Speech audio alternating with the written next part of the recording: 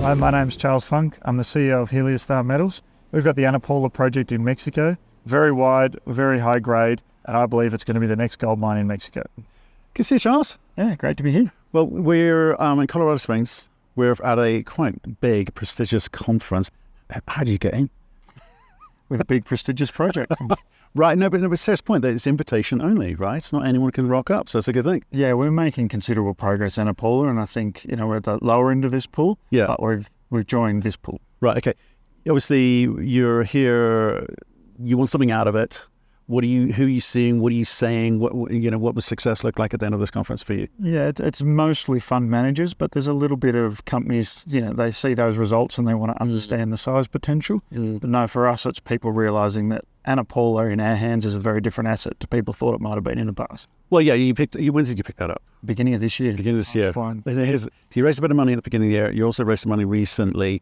You're moving it through the phases. So can I give some of those numbers? Because they're pretty high grade. Correct. We're consistently drilling 100 to 130 metre intercepts at 5 to 8 grams. Ridiculous. Within that, 50 metre intercepts at 10 to 15. Yeah. Over 280 metres a strike. It's a big high grade system. It's a monster. So with the money you raised the money to pay for the thing.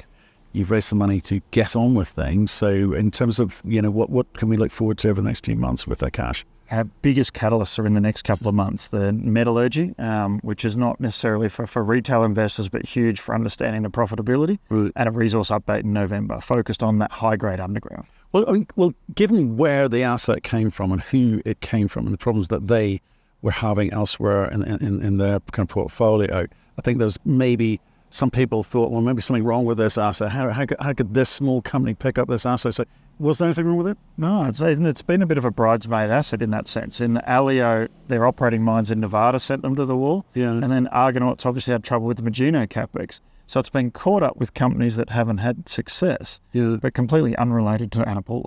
Right, okay. So, those are the catalysts coming up shortly. You're over there, obviously, presumably telling people what's coming up shortly. But the reaction has been what from them? What more do they want from you? I think they want to see delivery. So there's a group of people who know Anapola as the open pit model. Remember, it has the open pit permit, which is still pretty valuable these days in Mexico. And we're saying, no, this is going to be big, high grade with a lot better metallurgy, and it's setting the plate for us to then deliver that. Right, and in the backdrop of what's going on in Mexico in terms of, elections coming up, candidates have been picked, not quite sure where they all kind of sit, open pit versus underground.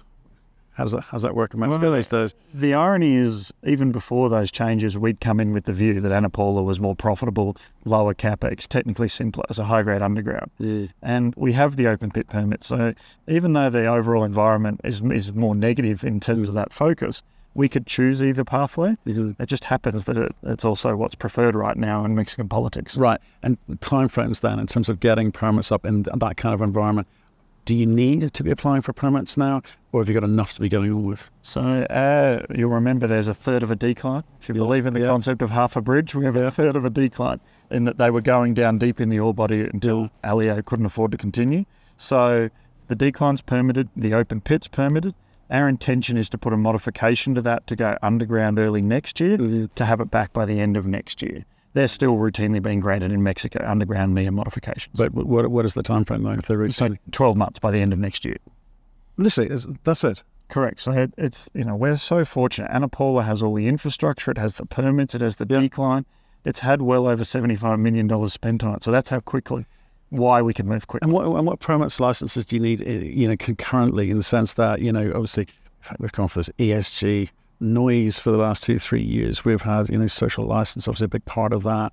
A little bit of, social unrest recent, shall we say, as well, in terms of groups supported by NGOs, creating delays, shall we say. So how do you manage all of that? I think two parts. A comment on the ESG, it's become noise and topical in what it is. The fundamentals of actually just being a good community and corporate citizen has always been the same. Agreed. So I think you just keep going on the basics and do what you say you'll do. Yeah. I don't think that's changed for getting that promotional part on top. In terms of our asset, we've already got that permit, which speaks to the community support and the preparedness for Anapola to go ahead.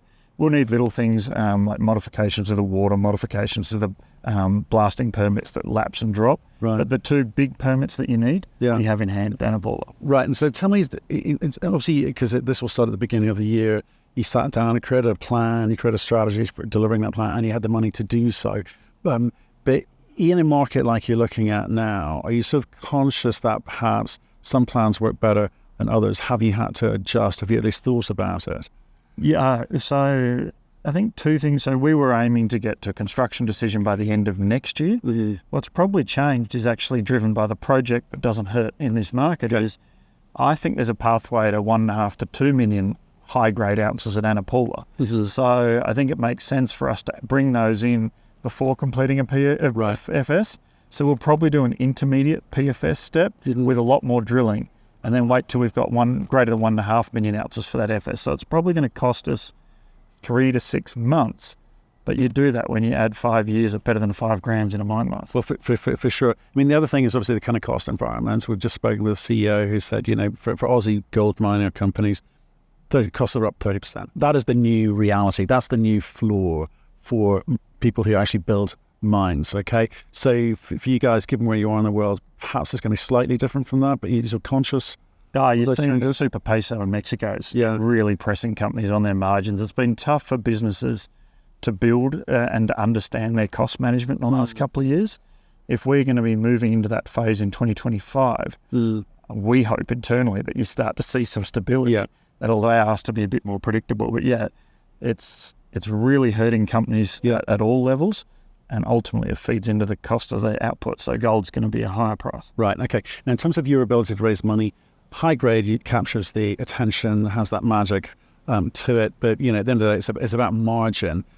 Margin is affected by scale. So again, back to this, an Aussie question really is, Aussie companies do tend to like to get into cash flow quickly. It's less diluted for shareholders and maybe not quite as efficient, but it allows them to get through the phases quicker, proof of concept as it were, and build the scale later. How are you thinking about it now? Well, what's really changed for us, what we've recognised in the last few months is this is going to be big. We're going to be 1.5 to 2 million ounces at more than 5 grams. Big, high grade. We're going to be able to probably mine diluted head grade of 8 grams in the first 1 or 2 years. We've got to do all that work to finally wrap a bow around that. Yeah. But actually, we don't have to make that compromise anymore because we're finding the ounces. Right. Okay. And then economic studies where people kind of get a sense of network's going to help with all of that, and resource can help with all of that. When can we sort of expect to understand the economics better? So we haven't made a decision as a board. We'll put the resource out in November. Yeah. My instinct is sort of late Q2 next year. Okay. It probably makes sense to do a PFS step and grow that deposit before, as opposed to going full FS on a slightly smaller resource, which was we were originally thinking. So you're flying through the phases. Yeah, because it's so advanced, because it's got so much work. It's an unusual project in the sense that you've come to the bottom of the Lassonde curve where we pretty much picked it and we can come up to that production rate. Yeah. But we're also adding 500,000 to 1 million ounces of high-grade gold at the same time. Yeah. So it's quite unusual to have both levers at once. Well, it is. And you talk about re-rate. You're going to need it because you're not getting value at the moment. I haven't seen high grades like that often.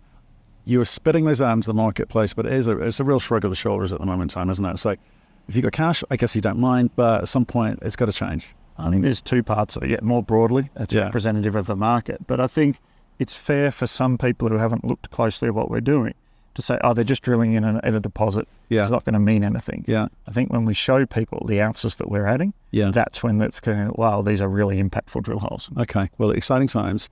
Get back in there. Go sell. Stay in touch with us because it sounds like a lot of good news coming up real soon. Thank you very much. Cheers.